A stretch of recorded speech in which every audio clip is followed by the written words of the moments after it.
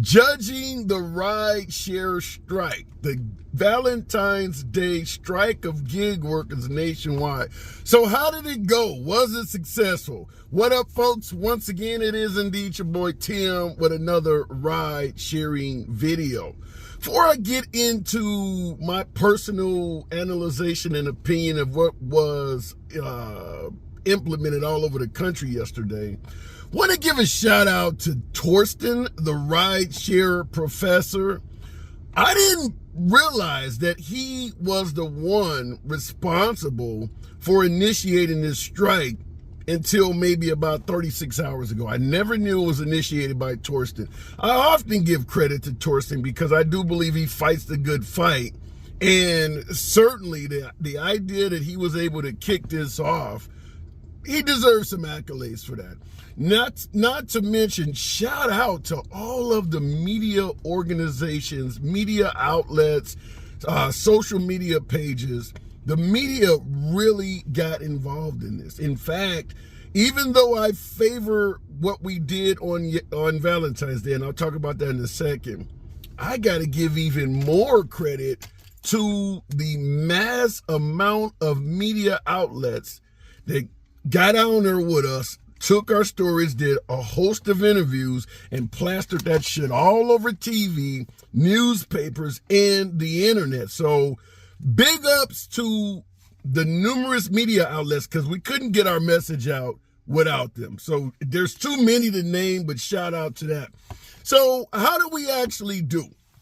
Well, understand, folks, the bar is going to be low anytime you get involved in a strike that only lasts one day. I've mentioned it numerous times before that I have been both union workers with the Teamsters Union in Chicago and the International Brotherhood of Electrical Workers. And I have participated in a strike. I have walked a picket line.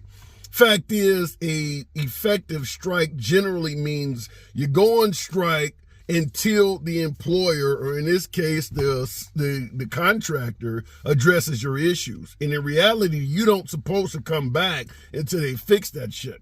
So a one-day strike is going to be, you're only going to have a limited amount of success. I stated in my last video, the primary goal is transparency, because I believe that transparency would help correct a hell of a lot of issues. Simply put, most passengers, and certainly the public at large, does not know all of the shit that Uber and Lyft are getting away with, such as taking anywhere from 50 to 80% of the fares and a lot of safety issues that drivers go through. Not to say that every passenger is going to give a shit to begin with, but I can tell you this. Any passenger leaving a tip for a driver means for that whole damn tip to go to that driver. So the fact that Uber used to factor in the tip as part of what they could divvy up between the driver and themselves would probably be insulting to any passenger that left a tip. Transparency is worth its weight in gold. That alone can make a hell of a lot of passengers question the antics of Uber, certainly start handing drivers cash and avoid going through the damn app to begin with. So if the goal, as I stated, and I strongly believe it was, if the goal is starting at transparency, I got to suggest that what happened yesterday was a success. There's, like I stated, no shortage of media outlets all around the country, if not the world. I saw plenty of media outlets from the UK, certainly a hell of a lot of shit coming out of Vancouver, Canada, Toronto. There was a lot of media coverage.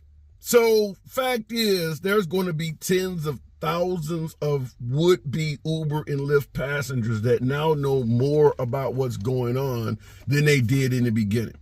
You're not going to get a hell of a lot from a one-day strike. That is evident. Nevertheless, transparency is something that Uber and Lyft does not want people to have. And the biggest, by far the biggest outcome from this could be more politicians at city level, maybe even state level, that starts to side with the drivers. It's easy to dismiss an employee, or in our case, a subcontractor, bitching about money. Nobody tends to often take seriously someone complaining that they want more money. After all, we all damn want more money. Everybody understands that. But when you got the media giving it credence, that opens up some eyes. It's not just the driver or the low guy on the totem pole saying he doesn't get paid enough. Now the media is giving it credit. And the truth is coming out that, damn, they really are taking a hell of a lot of the money from the drivers. That has value to it. So I'm going to certainly give a high grade to what I believe is the results of the strike. I would say it's at least a B. Not necessarily an A or an A+, because it remains to be seen what comes out of it. But I do believe the transparency is something that Uber and Lyft does not want the public at large to have. Also, wow, did you see the amount of videos showing folks picketing outside of the Uber facilities? You've seen the amount of news stories nationwide covering drivers picketing at the airports and things like that. Now, understand that this is not relevant in every market. Some markets, you had more drivers staying at home than others.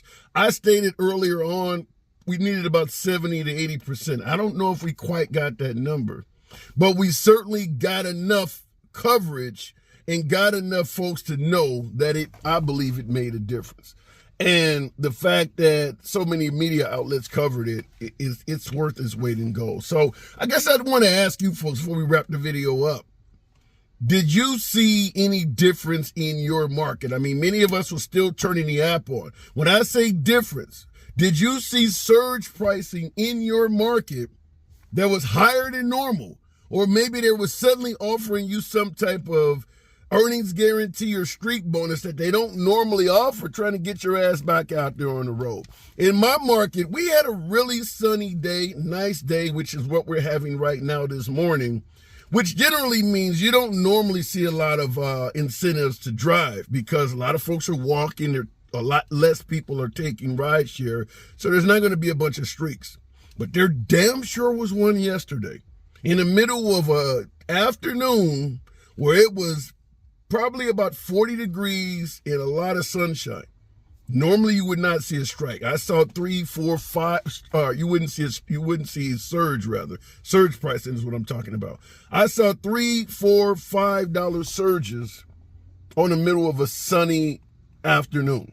So there certainly was a shortage of drivers in my market. But did you see anything like that in your market where they were trying to encourage you to drive? And I got another video coming out because one of the things we often talk about is, and this is related, in regards to scams, Uber and Lyft never call you. I actually received a call from Uber asking me to get back out and drive. I'm going to cover that in a different video. But I didn't really believe it was actually them calling me because it said Uber is support. And I'm like, this is a damn scam. Somebody's trying to take money off of my account. But I did answer it. It really was them trying to get me to take trips. But this was before the Valentine's Day strike. But did you see any difference in your market? Did you see them trying to promote you to get out there and drive? And last but not least, did you notice any media in your particular market? Maybe your local TV station, your local newspaper, or something online in reference to your area, covering the fact that drivers in your market were going on strike. Did you see anything like that? Shout out to all you folks who did participate. Saw one comment on the internet that I do want to go over.